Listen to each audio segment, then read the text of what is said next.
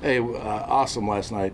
Aaron Judge, awesome. Yeah, I think the older you get, the more you really appreciate history, and that was great. And the coolest thing was watching he and his mom, because I'm sure everybody saw that he gave his mom the ball. That was really cool. So congratulations to him. Briefly on Dallas, it was a tale of two halves. You come in at halftime, only giving up 6 points, and feeling pretty good about yourself, and then some things got away from us in the run game, as you all know and have noted. We're all 11 of us have to do better, just simply put that way. And we're going to have a great test this week, because an elite running game is coming into town here at MetLife, and we have to make sure we're on point every single play, because they have two really good backs, and their quarterback is phenomenal with the ball in his hands as well. With that, I'll open it up to questions. What did go wrong with the run, I wish I could just answer it with one answer. But there's little things here and there, that, one guy sees it different, and the whole time, we talk about, having a growth mindset defensively. And it's little things that, because it's still a new package, and it's still, everybody's out there. There's different guys that have been playing in different spots, that they're learning new things that somebody else who was playing it before already knew that, what was happening and what to look for. So it's just one of those things that we know that, we're going to appreciate and respect the process of building this defense, and we're going to have some good results. What did you see from Kayvon and Azeez, either individually or together? Did you see rust? Did you see any hesitation from their injuries? And well, moving forward, I think, I didn't mean to cut you off there. That's all right. I think that for a rookie there can't be rust. It's just new, and he really hasn't practiced that much, since the injury. He's done a lot of rehabbing and all that stuff, but he hasn't done a lot of 11-on-11 work with Kayvon, and as you know, and I think Brian knows, they were on a pitch count, and Azeez drew 2 holding calls, so that tells me that he's doing things right, and so I think it's nowhere to go but up with those two, and I'm excited to see it. How much did you see the explosion with Kayvon, or is that something he kind of needs to work back up to as well? I think it's going to continue to get better, but I saw it in practice the last week or the week prior that we didn't play him. That's why I think he told you guys he's going to play that week. You didn't see it, and I think it's just going to continue to build as he goes. When you're preparing for an offense like this, when you look at the numbers, and they make no secret about what they want to do. They want to run the ball. They're not putting the ball up. And then you flip side, you say you want to put pressure on them, and you hope for pass rush opportunities. How do you deal with that going into this weekend schematically for yourself?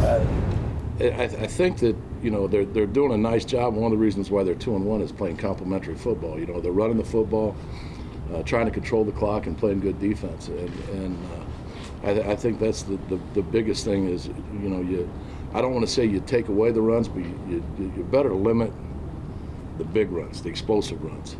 And so that's what we're going to be focused on, because there was a lot of runs Monday night where the guys were falling forward for 4 and 5 yards. We got to get better knockback up front and play as a unit, all 11, and make sure we start moving piles backward that way. The passing game, if you look at it like the Dallas game, I think the average was 2.3 seconds he held the ball.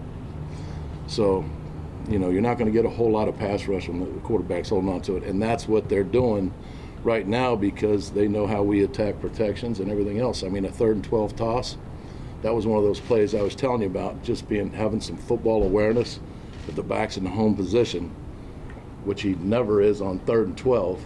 That we got to see that and recognize that as a defense. Wink, Kayvon has a lot of swagger, to him. So do I. Yeah. Well, did you find that he was at all humbled by his debut here? I think Kayvon's Kayvon. I think that's one of the reasons why I love him, is he's a confident young man that has some ambition to him and has goals, and he's going to go after them. I take 11 of those, guys like that. So I don't think that you better stay, humble in this game, period.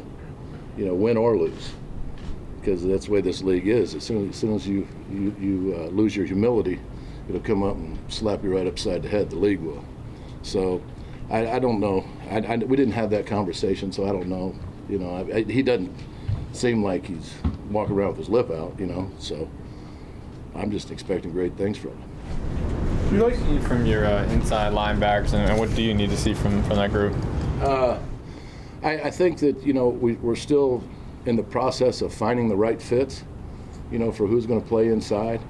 I want guys who can run and hit and tackle. And as a unit, as all 11, we need to tackle better. We had too many missed tackles. And this game's going to, like I said, going against this offense is going to be a great test for us to see how much we've improved from Monday to Sunday. Can a guy like Jalen Smith come in here? I know he's only been here a week, but Sure. Can a veteran like that fit into what you're looking for in that spot? Yeah, we're going to play the best guy. We think that's going to be available for us on Sunday. What can he give you, Jalen Smith? Just what I'm talking about: run and hit and tackle. He's he's a little bit bigger than the guys we've had. Than some of the other guys we've had besides Tay. So you got as long as they can run, because what I've already told you there. If you have a slow Mike, you have a slow defense. So I think that we'll eventually sometime feed him in there. When you're facing a quarterback who's mobile with his legs like this, does the aggression have to be tempered or controlled as far as blitzing, or is it better to go after them and make them make quick decisions in the passing game? Yes.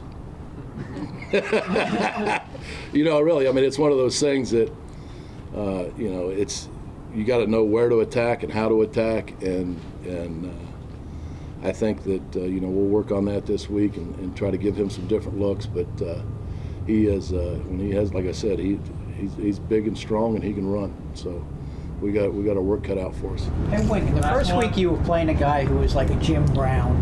Second week you had, an explosive guy. You had Dallas last week. Yeah, and I didn't give you any names for Dallas. I need to make up a name, you're right. Because I'm not superstitious, but I'm kind of stitious. Yeah, but this is like kind of a no-name group. Is this somebody you have to say to your team, wake up, we got these guys? And I do not look at it that way, because, you want some names, but Fields could be, for the younger crowd, a Cam Newton type, or for us older guys, a Randall Cunningham type.